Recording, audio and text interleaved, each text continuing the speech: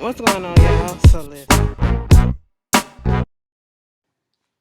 So we are back again for another episode review of Love and Hip Hop Atlanta Season 7, Episode 7, Showing Out. Okay, so we start off with Ciara and BK, and I think they was on like a little horse and carriage ride, and all of a sudden Ciara wants to start talking about what's going on with her and Shooter, and here's where Ciara had me fucked up. How long have you known Brosco? And I'm talking about before you started dating him, for you to be calling somebody your best friend. Bitch, if I just met you and we just started kicking it, and even if I know you in passing, you're not going to be my best friend just because we dating or whatever. Okay? They ain't been together for a fucking year to be telling somebody that you my best friend, so I'm going to tell you everything. Okay? You ain't been together long enough to say I love you. Okay? So, I don't understand all that. Somebody give me the logistics on that shit. Y'all really be out here telling people, these niggas, that they your best friend and y'all just met them? I don't know how it go. Like Ciara trying to move this relationship like a lesbian relationship. To be quite honest, I'm just gonna put that out there. That's how we. Well, I ain't gonna say we, cause bitch, I don't do that shit. But that's how some of them do. But moving on from that, she's sitting there telling him everything that was going on, with Shooter, meeting up with him, and he basically doing certain moves that she knew it's his tail when he's lying and stuff like that, and how he got another baby on the way, and how he doing this and how he doing that. And at one point, I was like, okay, BK was getting annoyed. Like, goddamn. I was like, nigga, just sit there and listen. But then on the other hand, I was like, you know what? He do have a point. If I'm in a relationship with you, okay, yeah, you want to call us best friends, whatever. And Ciara's thing is, if you my best friend, you should be able to listen to me and all this shit. But don't no man in the beginning of no fucking relationship, no man, no woman, no whoever, want to sit there and hear the woes and trials and tribulation of an ongoing situation with your ex, because that gives them the impression that you are not over the ex. And on Ciara's front, Ciara literally just got out of this relationship, and she's continuing to find out, like she said, every time I'm thinking I'm done, it's like stuff keep meeting me right at the door. She keep finding out stuff that was going on in her relationship with this man. So of course it's gonna hurt her. Of course she's gonna still feel a way about her, and of course she has every right to, because it's still fresh, and she keeps finding shit out. But situations like this, I feel like, mention what was going on every now and then to your nigga, especially when you first starting to get to know him. Okay, but then have your girlfriends on the side where you can just vent to like this, because you doing all this shit in the way niggas think they ready to fucking go. Okay, BK ready to go because he's tired of hearing it. So I get his side, because I was about to cuss him out and be like, nigga, just shut the fuck up, because BK do kind of sound as if sometimes she's supposed to just get over it. No, if I'm keep on finding out some shit that went on through my relationship with this person, I'm not gonna get over it. I'm supposed to be fucking mad, and I have that right. But he just tired of fucking hearing it. And to be quite honest, I would have been tired of hearing it too. Okay, that's my attitude the whole time. All right, talk to your girlfriends about that. What the fuck they got to do with me? That ain't my shit. But I get both sides. Anyway, moving on, we get ladies with the senior citizens. Listen, I like Momma Dee and KK together, okay? Like, we got some genuine, I don't know if it's genuine, but it seems a little genuine, or they trying to act like it's genuine. I like their dynamic together, the older women, and they're not arguing with each other. They really uplifting. Well, I ain't gonna say uplifting. Well, probably is, they being there for each other. She's going over there to check on Momma Dee after she had her surgeries and stuff like that. Um, she brought over a nurse, Nurse Bay. She was like, bitch, Nurse Bay got me together when I had my surgeries and stuff. Here, he can do you too and all this shit. Here go Momma Dee. Hey, Nurse Bay. I said, bitch, stop it. Y'all is really trying to make Nurse Bay part of me too. Anyway, I'm not gonna do that. I'm not gonna do that. And I'm not joking. But anyway, sexual harassment shit just been coming up. We'll talk about that later. We'll talk about that later. I ain't gonna do it on this video. But, you know, Momma Dee going through it because Ernest ain't back in the house. Ernest ain't even come see her. Even they really wasn't kicking it or talking before the surgery happened. Come to find out, she heard around town that, Ernest was not, she called Ernest in a hotel room. She thinking that, he went missing for 4 days, thinking that he was out there cheating with some bitch or whatever the fuck. Mama ain't seen him, nobody seen him. Come to find out this nigga was trapped up in a motel, sniffing cocaine and crack. doing that crack rock shit. You know what I'm saying? And so he had a problem with it back in the day, and she just want to know how after 20 some years, whatever, you kicked your addiction, what made you want to start back. And now she's hearing around the street that he's over there with his mom, and she's pissed off because you can't even come to me, your wife, and she want to get rid of him, but then her heart still wants him or whatever, and then she's feeling away because Scrappy ain't there. They down in Miami or whatever. Congratulations to Scrappy and Bams, okay? The Bams, all right? The Bams and all of her hoods, as Momma Dee say. I like them together, and they're pregnant, so, well, at least Bambi is pregnant. So, congratulations to them.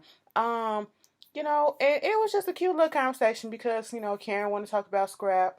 Don't nobody give a fuck about Scrap. The nigga ain't coming home till next year. And then, Momma Dee accidentally took a stool off of her, so they were just kikiing, and it was really cute. Excuse me. So we get this scene with Stevie J. I am so disgusted. All this day that's been going on for the past couple of days or whatever, there's been a hashtag up here called Mute R. Kelly. That's what I didn't want to get into, but bitch, the Stevie J shit. Stevie J ain't nothing but another R. Kelly, just with age appropriate women. And as far as we know, he ain't got sex slaves. Okay, bitch, let me just tell you this. He is disgusting and he been this way and whatever, but I'm not even finna get on him like that because we know that's how he is. But for Estelita, bitch, you are dumb. Okay, and you sit here with this crying and all this stuff about how, men use you and your father used you and all of this stuff. And if you did this, you got something out of it. So you didn't learn from that and you just went on ahead and fell for the okie doke again. I guess this is the learned behavior that you knew and that's how you was brought up. So you out here still using and doing what you do for these niggas, okay? Just falling for the bullshit, Oh, do the little penthouse. I'm sorry, we all good. You my number one. You still the first lady of Danger Zone. You know how it is, girl. You know what I'm saying? I told y'all, Stevie J just hit him with that voice, okay? You know I love you, right? And you the only one. I'm gonna do what I gotta do for you. Okay, all you gotta do is soften it up, melt the panties off. Okay, and that's exactly what the fuck he did to Esperanza. The fuck is her name? Estelita. Okay, and took her back to her house, bangs her out. You really did the damn thing, daddy, last night, papito. I said, girl. You don't understand how stupid you look. And more so because you got your friend out here trying to take up for your ass, trying to protect your ass from squeezy motherfuckers like him. And you know how he is. And you doing all this shit and you just gonna backfire.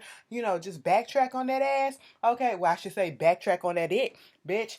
And he just, I'm here and I'm all here for you. He was like, so what is this? What is this? I was like, what you want to call it? I want you to be my man, my manager. I said, girl, fuck out of here. Stevie's gonna fuck up the rest of your life. Anyway, Tokyo Tony, wrong Tokyo bitch. That bitch gonna get strike down by God, okay? Because that bitch was on social media talking about people are jealous. She's blessed. She's angelic. She's pure. I said, bitch, let me close out of this before I get some consequences coming on myself. Because I feel like blasphemy is afoot, bitch. But anyway, Tokyo Vanity. Carly Red and Ciara, they going to some place or whatever because Tokyo got a little album thing coming out. She want to throw a little album release party, so she don't know that much about, Atlanta, not that many people, so she just going with the girls that she know. And Tobias was like, bitch, I know Bucky. What's his name? What is his name?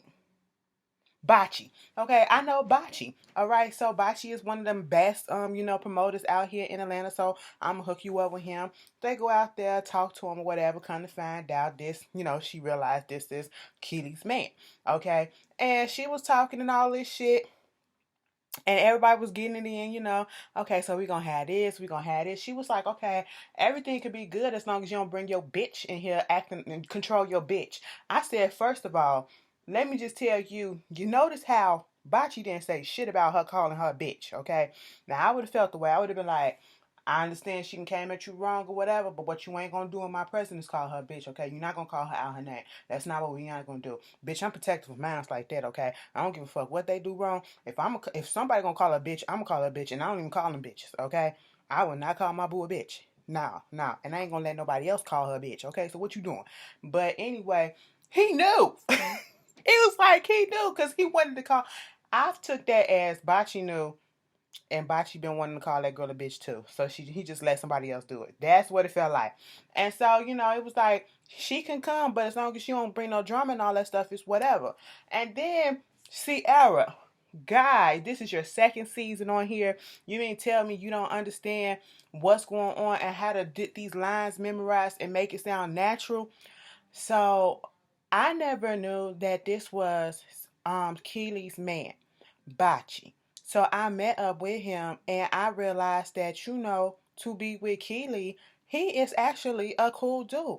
But what I need to know is I got some bombs to drop on Keely's ass too. Okay? And I'm like, girl, she gotta take a breath. You could tell every time she do it, she out of breath and shit.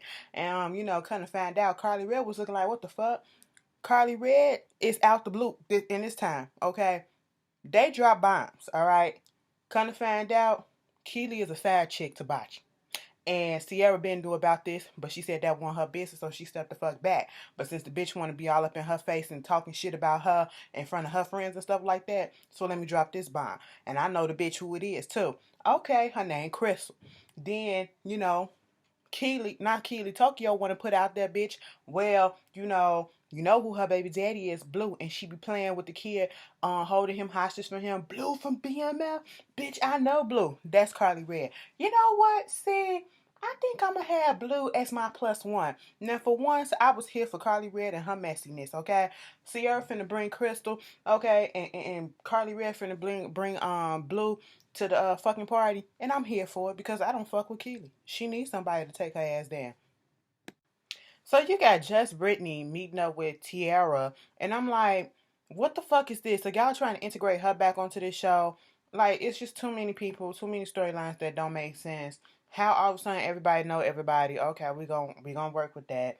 But Tiara, I guess Tiara must not really be in communication with Scrap like that. How the fuck y'all don't be knowing what y'all doing and shit? Like, you up here putting out all this information about how, oh, he getting out, he coming home soon and all this stuff. I thought y'all was talking and I thought you would have known and you probably would have been the main one since he your baby daddy up on, when he gonna get out and shit like that. She feel a type of way about KK trying to come through and talk to her, knowing damn well they didn't really have a good relationship. And Scrap been gone for 2 years and you ain't really been over there to see the kid in 2 years, so she feel like it's her trying to save face or whatever. No, bitch, she just been let it to you that Scrap is not about to get the fuck out. Okay, he got another year or so in jail. And Brittany, she complained about the whole thing that happened, and I want her to stop saying that Erica and Estelita bombarded, her little rehearsal thing with Stevie. Stevie is the one who set that shit up and basically had them girls come in there and all three of y'all were ambushed or bombarded, if you want to say that word, okay? Because none of y'all knew that this was going to happen, all right? This was Stevie's. Put the blame where it needs to go, okay? He set that whole thing up for it to go the way that it went, all right? Let's get that clear. I don't need this because I work with other artists. Bitch, what other artists? You ain't out, okay? Your ass just was in jail. Is she still in jail? Okay? You talk about, so you ain't got to fuck this, you ain't got to fuck that. That's not what we heard, all right? And you still ain't nowhere. For somebody to be such an established artist or whatever it is you try to claim yourself is, you still not nowhere. But anyway, she upset with Keely because she feel like, Keely was supposed to be there to have her back, and if it wasn't for her, Keely wouldn't even know Stevie J and all this shit. I mean, the bitch worked at Def Jam. Everybody knows fucking Stevie J, so what the fuck are you talking about? She could have used her connections. You are nobody compared to what her stature used to be. But bitch, you still nobody compared to that, so humble yourself a little bit, boo-boo, all right? And, doing all this stuff, and she pissed off, because of the way Keely, I guess, responded with the Erica thing and the kid thing and all that shit. And she thought she was her friend. And, y'all can't keep befriending these people. Befriending, okay, bitch? I don't call nobody that I just met a friend, all right? You are an acquaintance. You are an associate, depending on what it is that we're doing. I have to know you more than a couple of months to call you a friend, okay? Hell, more than 3 months to call you a hell, more than fucking 4 months to call you a fucking friend. At that stage, that's how I roll, okay? Because I don't trust people right off the bat. And, people throw that friend word around too fucking loosely. I ain't got time for that. Moving on from that bullshit. Here you got some dumb shit for real, for real. Rasheeda thinks she really is in here doing something and proving a point, but every move that Rasheeda is making on this show is just making herself look dumber and dumber by the minute. Okay, I seen your little article. You about to be in Forbes and stuff, talking about you on, on the way to have a multi-million-dollar empire. I mean, I guess, but you list women such as Oprah and Michelle Obama's as people that you look up to.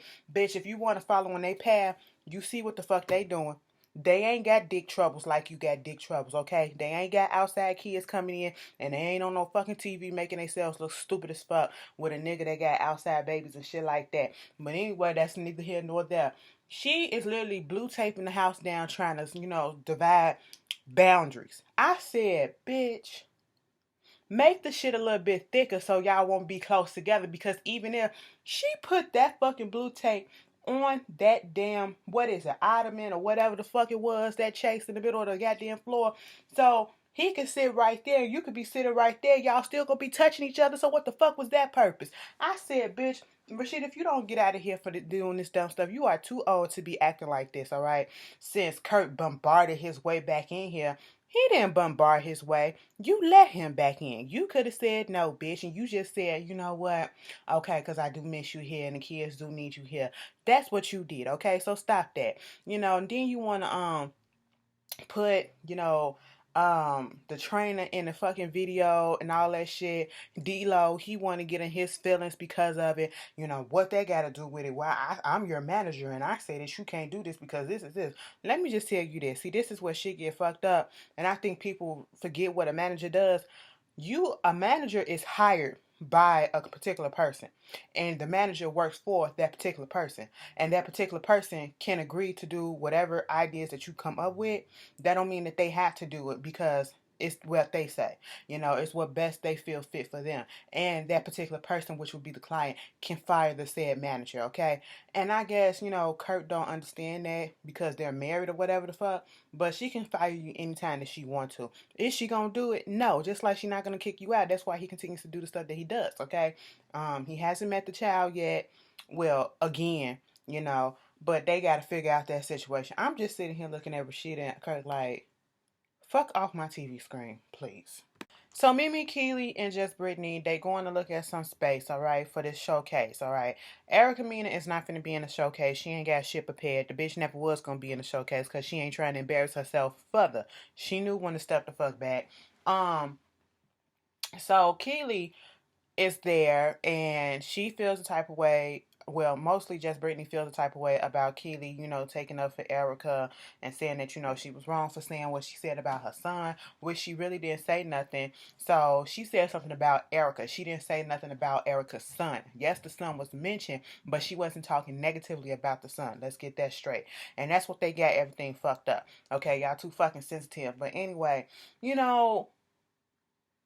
just Brittany, to be quite honest, I was on her side on this. Even though she was up in there looking like a mix between a ratcheter ass Black China, well, Black China without the Botox and surgery and shit like that in the face, and Beetlejuice, looking like the Hamburglar and all that shit. But anyway, I just felt it was fucked up for Keely to flip the way that she flipped. And I'm finna explain this why.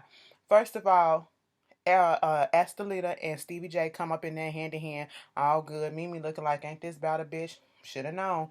Okay. But then, he talking about how he need to do this showcase. Estelita, she's going to be on it, but she's not attention drawer because she's, her skills haven't been honed and all this stuff. But he really needs just Brittany to be on there. But she has not signed the contract to Danger Zone. And Ciara was sitting there talking to Just Brittany, and they little sit down about how, that's how Stevie J works. He gonna hold the contract. If you don't get a pussy or, you don't sign, you don't work with him and shit like that. He gonna hold your shit. Okay.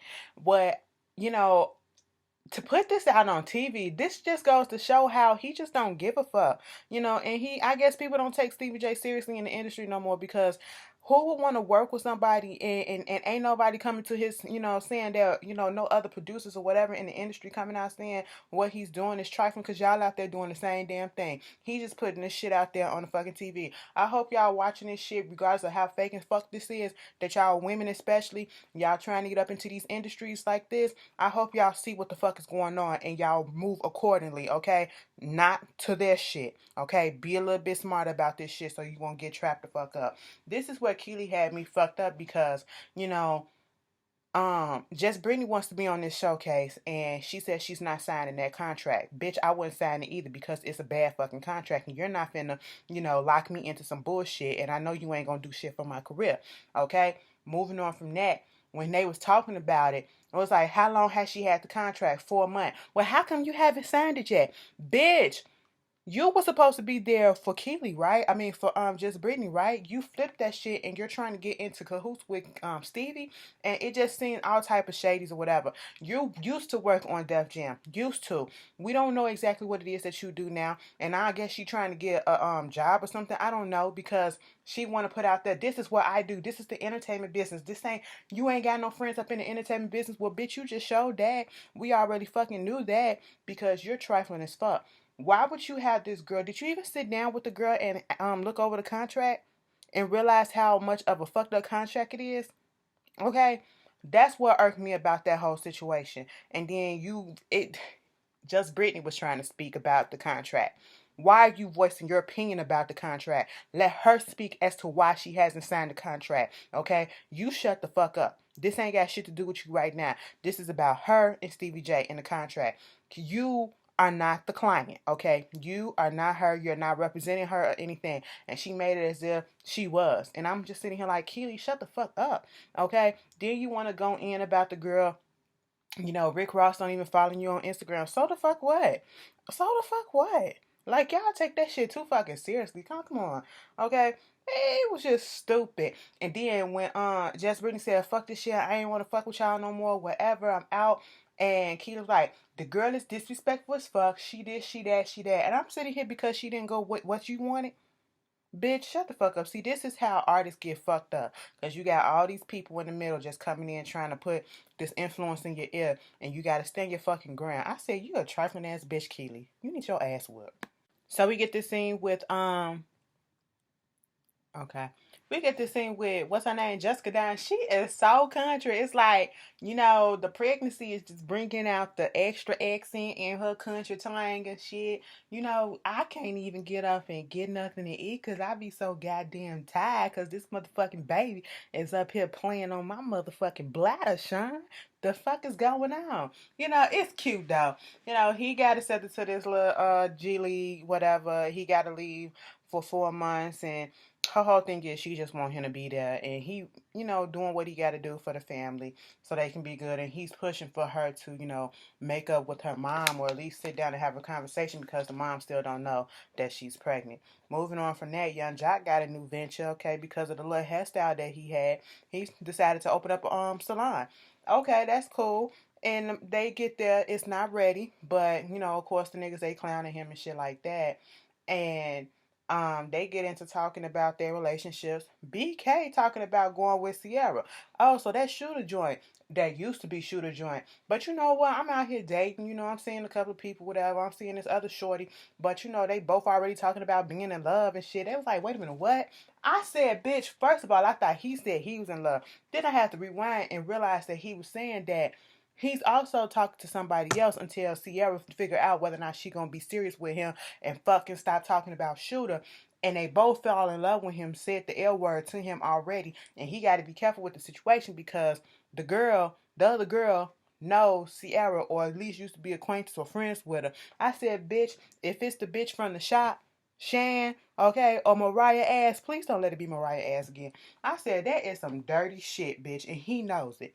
Then they started talking about Bachi and how, she don't even know if he don't even know if he want Keely to come to Jock's opening or whatever, because she always in some drama. She don't know who her baby daddy is. So it's like, who else? What else is she not telling me and all that stuff? He said he the type of dude that if I ask you one thing, you don't say nothing, I'm not gonna ask you again. And me and Jack was like, how the fuck you in a relationship with somebody you don't know who the fuck their baby daddy is, okay? Bitch, please. They let him know that it's blue, okay? It's Blue Da Vinci. He said, I mean, we cool or whatever, but we ain't friends like that, but it's all love and shit. And so what else this bitch has had? I said, you need to investigate, bitch, and talk to your, bitch, don't tell me no shit like that. You ain't gonna tell me, no, I couldn't fuck with that shit. So the episode ends with just Brittany, she wanted me though with Keely to understand what the fuck her problem was. Like, bitch, y'all giving bitches chance after chance because I wouldn't have been there. And no, once that shit happened, it's over and done. We don't need to talk. We don't need to explain shit.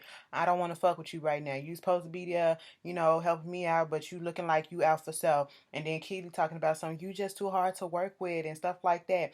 And, you not professional and all this stuff. Okay, I was talking to you. I was asking you a question. And like Brittany said, Stevie asked her a question, so therefore she was trying to answer Stevie and you interrupting and all this shit.